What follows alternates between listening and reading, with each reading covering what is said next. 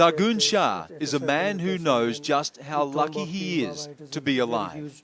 A man who has faced the Taliban, was ordered to be executed, and gained a chilling insight into the mind of the most wanted militant in Pakistan's violent Swat Valley. And I saw two Taliban standing there with the Kalashnikovs, carrying Kalashnikov. Then I realized the danger that now we are in a wrong place. It was May this year when the TV reporter and his crew reporting on the Taliban's uprising strayed too far. Captured, Sargun, his cameraman and driver, taken to an empty room and put on trial by a Taliban commander. He said, no, you are telling lie. You are the spies, and this is because of you that the hell has been unleashed on us. And it is you, the media, who is responsible for unleashing this war on us. So I'm not going to spare you. I'll slit your throat. Then an agonizing wait, left alone for 5 hours with a death sentence on his head. What are you thinking? Are you afraid? We were just counting our moments towards the death.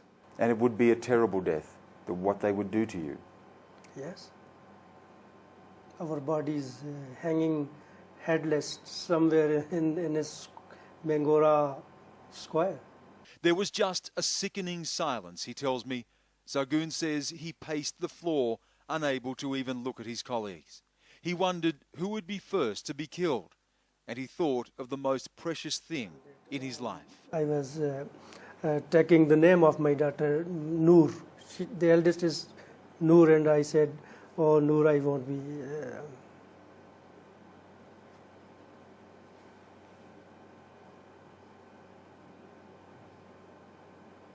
You didn't think you'd see her again? Yeah. Sargun's fate rested in the hands of a man known for his campaign of terror, Taliban leader Maulana Fazlullah. Fazlullah had captured the Swat Valley and moved his fighters into territory ever closer to Pakistan's capital, Islamabad. Sargun was handed a walkie-talkie. On the other end, Fazlullah himself. This is the first time this footage has been seen. Sargun's camera filming the conversation, all the while under the watch of a heavily armed Taliban fighter. Fazlullah's voice clearly heard, agitated, and with a message of defiance to Pakistan's army.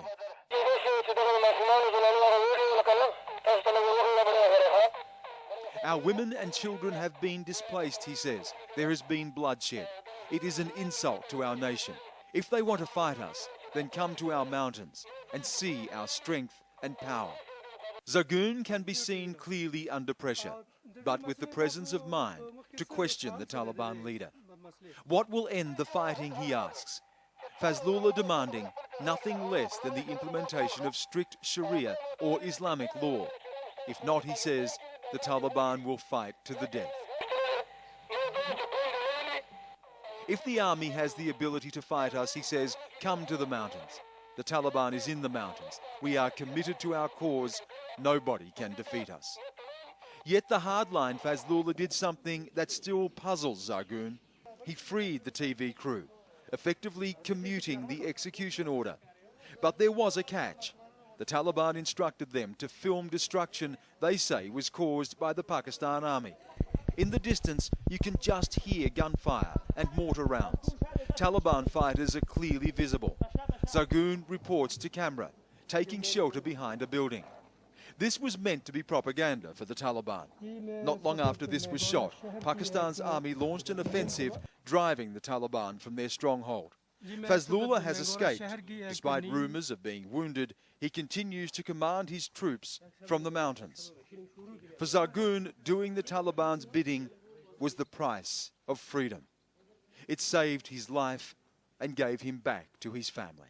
What was it like when you saw your family again after this experience? When you saw your children again? Oh, yes, that was something. I think the most beautiful gift of my life is that I returned to my home and I saw my children. Most beautiful. Stan Grant, CNN, Islamabad.